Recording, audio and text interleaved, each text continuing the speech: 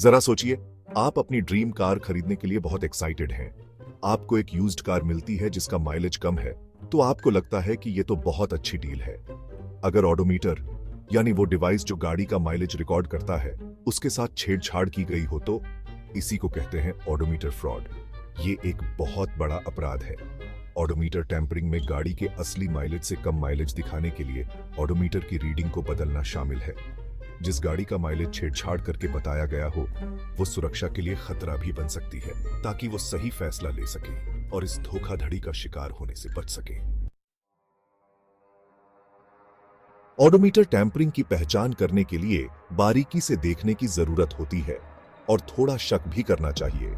हालांकि अनुभवी जालसाज अपने काम को छुपाने में माहिर होते हैं, लेकिन अक्सर कुछ ऐसे संकेत होते हैं जो सतर्क खरीदारों के लिए खतरे की घंटी होते हैं। सबसे पहला बचाव खुद ऑडोमीटर को ध्यान से देखना है।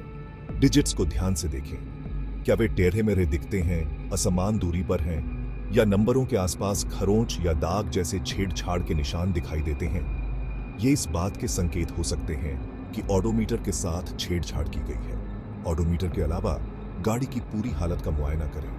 क्या स्टीयरिंग व्हील, पैडल और सीटों पर लगा हुआ घिसाव दिखाए गए माइलेज से मेल नहीं खाता है? कम माइलेज वाली कार में आमतौर पर इस्तेमाल के बहुत कम निशान दिखाई देने चाहिए। यदि इंटीरियर दिखाए गए माइलेज की तुलना में बहुत ज्यादा घिसा हुआ दिखता है, तो सावधानी बरतना ही समझदारी है। इसके अलावा गाड़ी की सर्विस हिस्ट्री की जांच करें।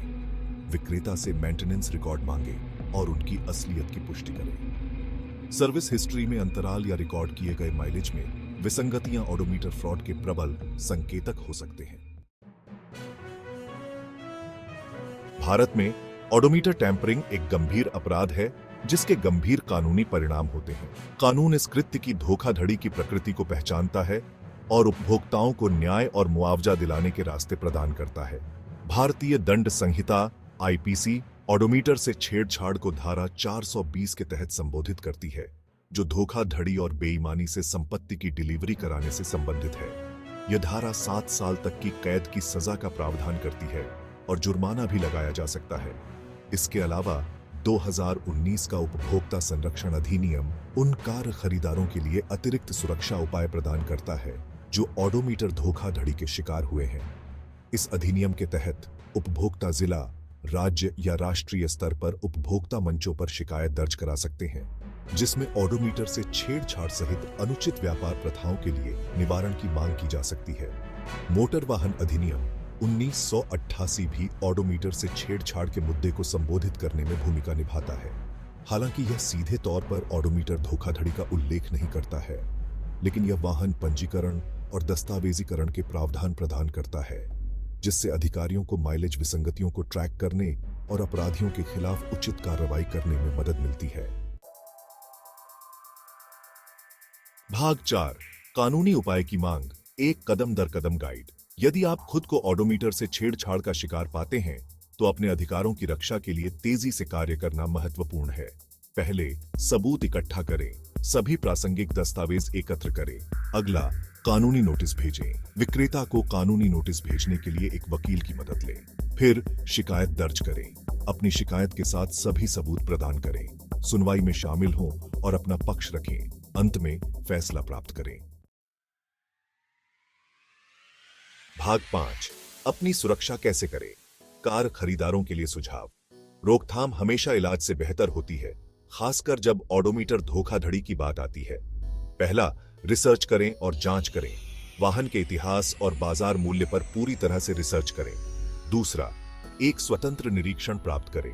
तीसरा, अपनी प्रवृत्ति पर भरोसा करें।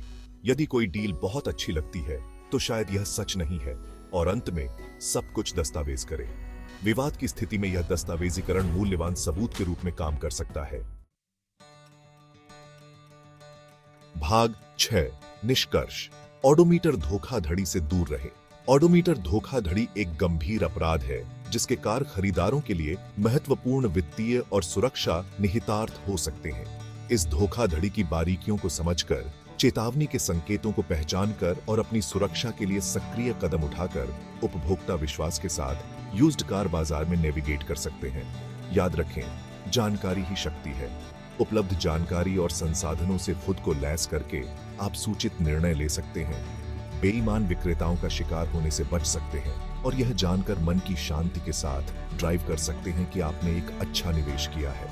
यदि आपको ऑडोमीटर से छेड़छाड़ का संदेह है तो अधिकारियों को इसकी रिपोर्ट करने में संकोच न करें और एक उपभोक्ता के रूप में अपने अधिकारों की रक्षा के लिए कानूनी सहारा लें।